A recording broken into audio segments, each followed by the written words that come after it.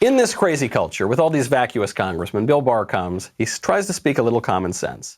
And it's some common sense that we've been trying to say on this show, and I know conservatives have been saying to the left now for weeks. It is not acceptable to burn down the country. I can't believe that needs to be said. It is not acceptable to burn the country down. To use a specific example, it's not acceptable to burn down a federal courthouse. The Democrats are shocked to hear it. That's right, Congressman. They're sort of distinct missions. One mission is to enforce federal law.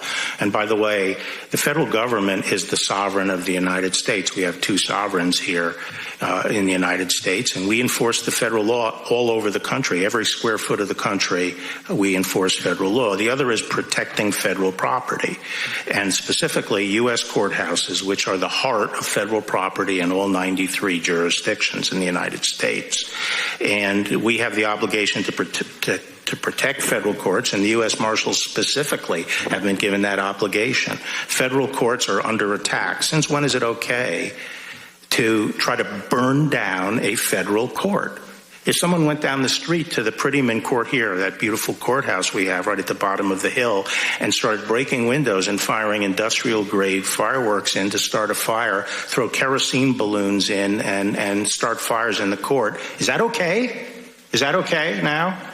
No, the U.S. Marshals have a duty to stop that and defend the courthouse, and that's what we are doing in Portland.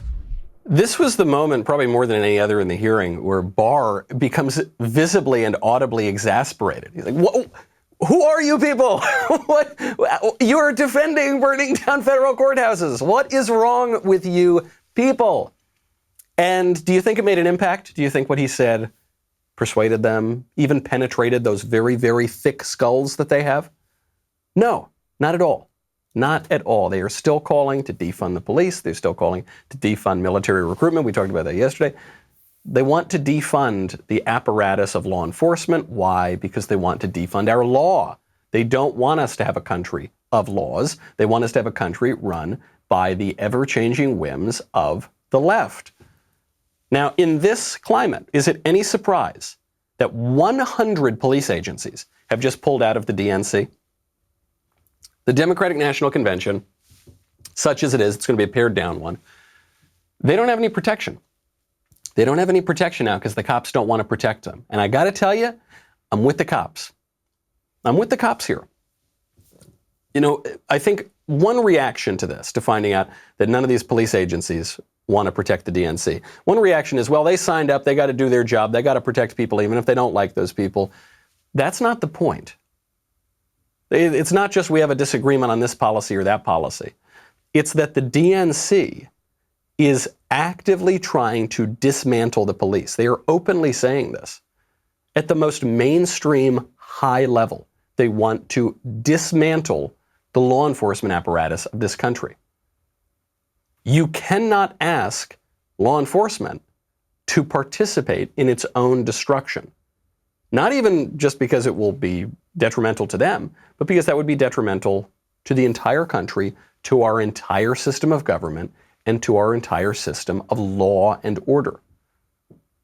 You would never ask someone to participate in their own destruction, but that's what would happen if these police agencies were to protect the DNC. And on a very tangible level, the Democrats have basically said if cops ever use force, we're going to arrest them and ruin their lives.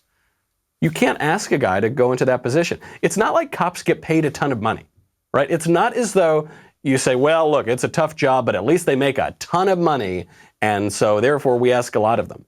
They don't. It's service.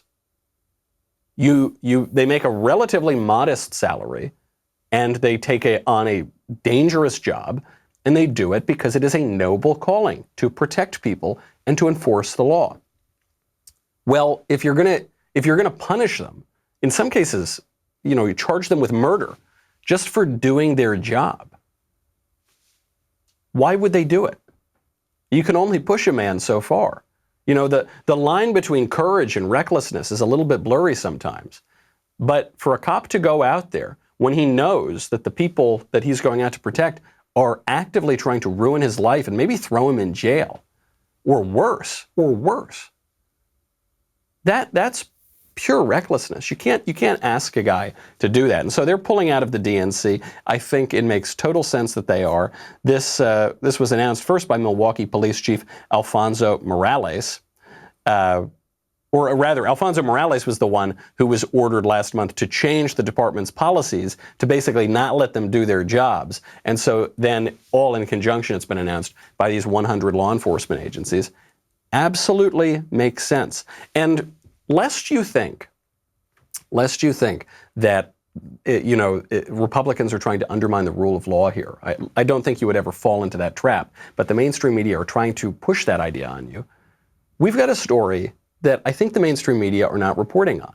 Every time a right-winger so much as flicks the shoulder of a left-winger, every time a right-winger, walks up and kind of smacks a guy in the face or something, that's a national news story. How about when left-wingers drive their automobiles through a crowd of conservatives? Does that make the news? Hear about that story? Probably you didn't. If you enjoyed that break from disinformation, historical revision, and screaming about the end of the world, be sure to hit the subscribe button so you never miss another video.